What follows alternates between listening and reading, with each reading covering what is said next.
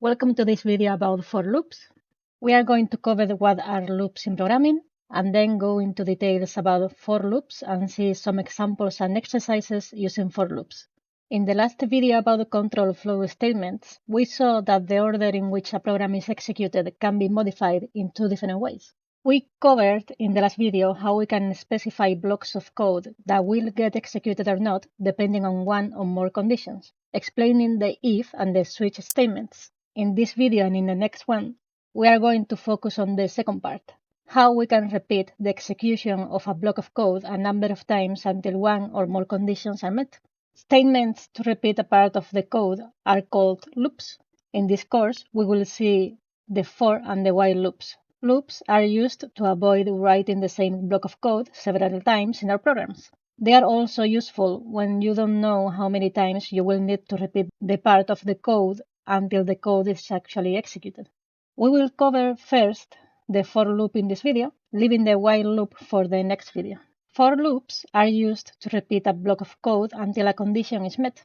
They can be used to iterate through collections of data, like arrays or lists. This is how we are going to write for loops in this course. We have for I equals to start number 2 and then the end number. In this case, I is going to work as a variable that stores the start number, and it will increase by 1 until it reaches the end number. So the condition for a for loop to stop is for I to be equal to the end number. For loops can be hard to understand at first, so let's see it in this diagram that shows how the loop works. Once the code enters the loop, it will initialize I to a start number. Then it will check if I is less than or equal to the end number. If it is, then the block of code gets executed and I increases by 1. After that, the loop is repeated. If, when checking the condition, I is greater than the end number, the loop ends. In this example, I starts at 1 and ends at 5, so the block of code will be executed 5 times. Each of these times is called an iteration in the loop. I have here the 5 iterations and what I will be equal to in each of these iterations. In this for loop, I will start being equal to 1. Then, in each iteration, I gets incremented by 1 until it is equal to 5, which is what we defined as the end number. This is how the for will look if we write it line by line without using the for. I have written in comments what each iteration would be.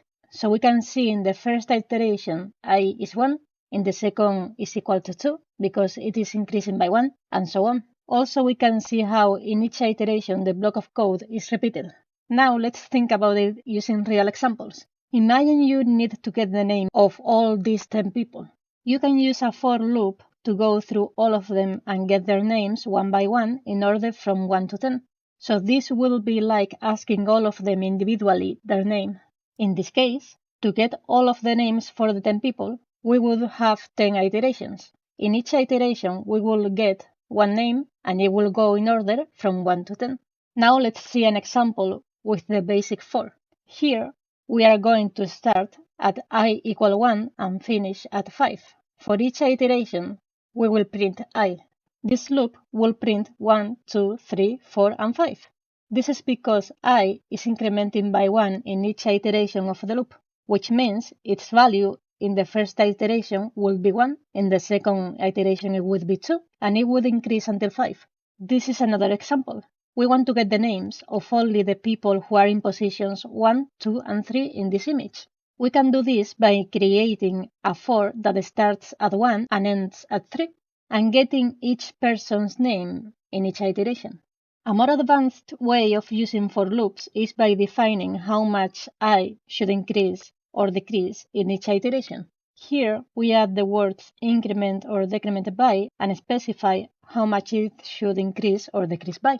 In this case, I is starting at 1 and ending at 5, but it is incrementing by 2 in each iteration. This means in the first iteration, I would be equal to 1.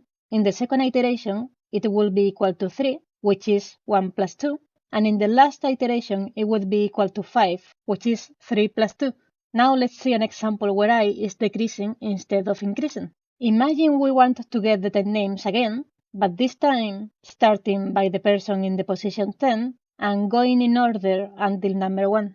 The first thing you need to notice is the die starts at 10 here, and the end number is 1. Since we are decreasing this time, it makes sense for the start number to be bigger than the end number. Then, we are specifying that we want to decrease I by 1 in each iteration. In this example, we will have again 10 iterations, but this time in the first iteration I will be equal to 10, in the second iteration I will be equal to 9, and it will keep decreasing by 1 until I is equal to 1. When working with loops, you can create trace tables to track the values for all the variables involved in each iteration of the loop. For example, let's create a trace table for this 4. When creating a trace table for this 4, we are interested in tracking the values of the variables I and the number for each iteration. In this case, since I starts at 1, the iteration will be the same as I. Then, we have number increasing by 10 in each iteration. Since, as we can see here on the top, number is 5 before entering the loop, when adding 10 here, it would make it 15 in the first iteration. Then we add 10 again to number, making it 25 in the second iteration. And it keeps going until I is equal to 5, where number will be equal to 55, since we are adding 10 each time the iteration gets executed. These trace tables are useful to understand better how a loop works, and potentially find any possible errors if the loop is not working as intended. For loops are often used to go through an array or list. If you are not familiar with arrays, you can find more information in the second video in this course, where I explain different data types.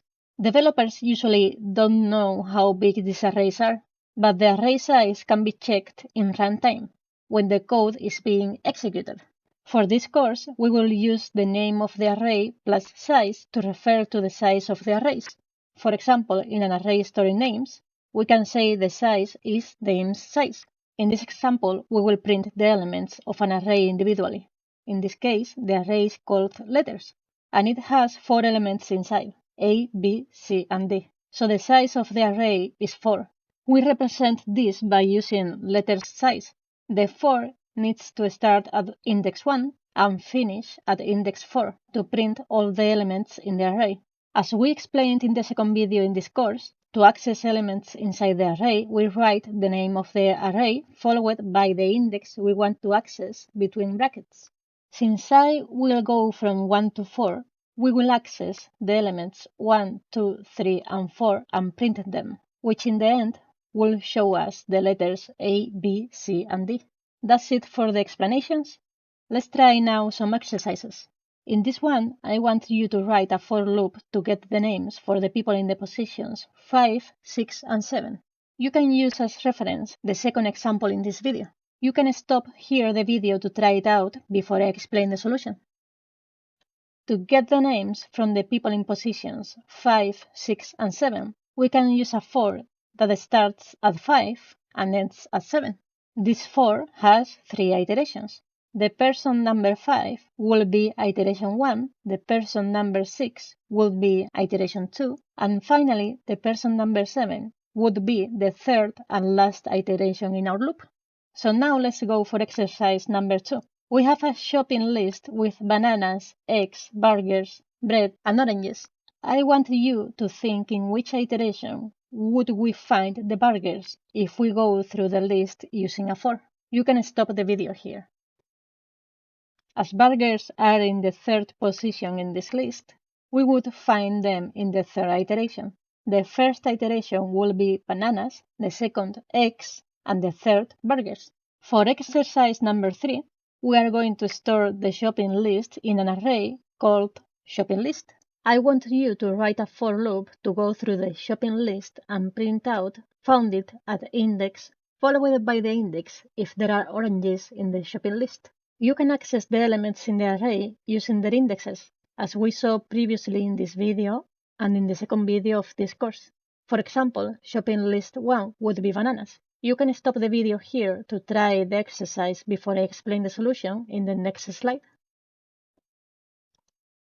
And this would be the solution. First in the for, we start I at 1 and end at the shopping list size.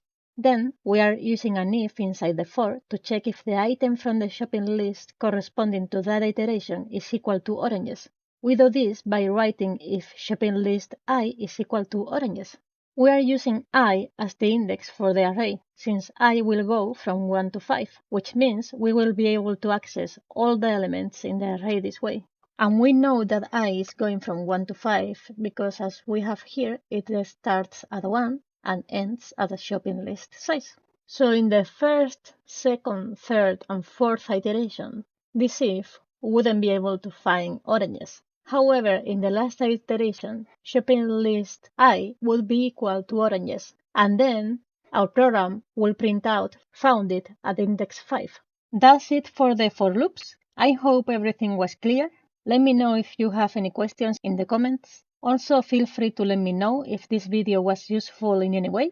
If you can comment, subscribe, or like the video so I can get some feedback from these videos. See you in the next video where I will be covering the while loops.